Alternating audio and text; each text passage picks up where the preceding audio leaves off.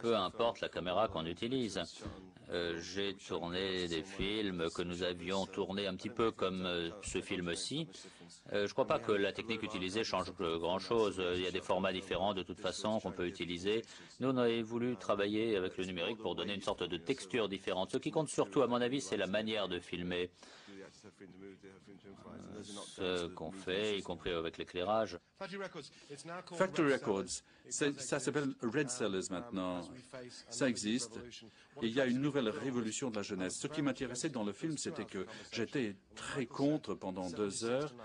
Et quand il a dit 76 et 92, ça voulait dire qu'ils comprennent tout. C'est la naissance du punk à la mort d'Acid. La Acid House Révolution contrôle les salles de danse dans l'Europe entière jusqu'à maintenant. Et il y a une nouvelle révolution qui va avoir lieu dans la culture britannique et dans la culture de la jeunesse. Nous avons un label et nous cherchons des groupes. Et s'il y a quelque chose qui se passe, je reviendrai ici pour le Midem au mois de janvier. Je voulais célébrer Factory Records, en faire une célébration. Les fans de rock, ce sont des gens très érudits. Et quand vous parlez avec des gens qui aiment le rock and roll, ils aiment parler des détails, des disques peu connus, etc. Mais je voulais surtout célébrer ce que Factory Records avait fait. Mais la vérité est tellement plus extravagante, tellement plus marrante que tout ce que j'aurais pu inventer. Donc c'est un mélange des deux, la vérité et la légende. C'était une célébration, je voulais que ce soit grand, je voulais que ce soit mythique. Et on a écouté Tony aussi. Et tout ce qu'on dit dedans est vrai aussi. Excusez-moi, non. Non, c'est un tas de mensonges. Tout est vrai. Chaque mot est vrai. Vous n'avez qu'à le regarder. Il y avait une coiffeuse jouée par Kate qui dit « Mais on t'a fait une pipe, non? Ah, les deux prostituées au fond de la voiture, non? » Non, c'est pas vrai. Mais moi, oui. C'était une grande lettre d'amour pour Tony.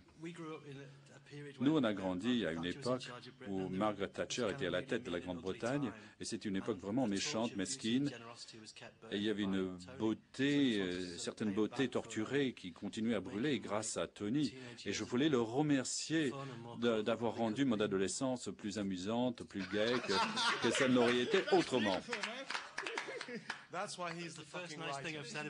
C'est la première chose sympathique que j'ai dit à son égard depuis 3 ans. Jacobson, le romancier anglais, a vu le film et il a passé 56 ans à penser que son humour, c'était de l'humour juif. Et il a vu le film et il a dit « Mon Dieu, je me rends compte que mon humour, en fait, c'est l'humour de Manchester. » Oui, ce qui se passait en fait, c'est que lorsque Frank a décidé d'écrire ce scénario avec Michael, avec mon partenaire, nous avons décidé de discuter et j'étais vraiment content d'être impliqué dans le processus créatif dès le départ.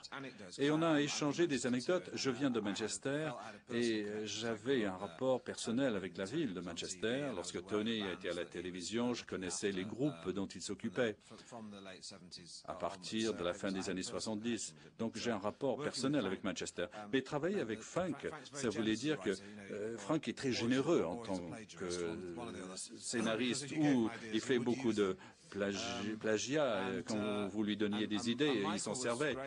Et Michael était merveilleux sur le tournage parce que c'est le premier film que je tourne où il y avait très peu de blocage, d'arrêt, c'était très versatile comme format. Et quand je disais à Michael où est-ce que je dois me mettre, il disait « Bon, tu vas où tu veux, on te suivra ». Et une fois, je suis sorti d'un bâtiment, il a dit « Quitte le bâtiment à la fin de la séquence », et j'ai quitté le bâtiment, et il a dit « Je te suivrai peut-être ». Alors j'ai continué sur 800 mètres à peu près le long de la route, et il n'y avait pas de caméra derrière moi, mais je continuais tout seul à me promener dans Manchester, croyant qu'on me tournait, qu'on me filmait. Une question pour les deux personnages qui jouent Bez et Sean Ryder. Vous deux. Vous ne donnez pas l'impression d'être en très bonne santé. Je me demandais si c'est votre état naturel ou est-ce que c'est simplement pour promouvoir le film que vous avez ce masque de malade. Oui, j'ai mis beaucoup de temps pour avoir cet air malade. C'est leur passe-temps préféré. Ah, c'est un bronzage. Ils ont choisi leur personnage il y a 18 mois et maintenant ils ont du mal à quitter leur personnage.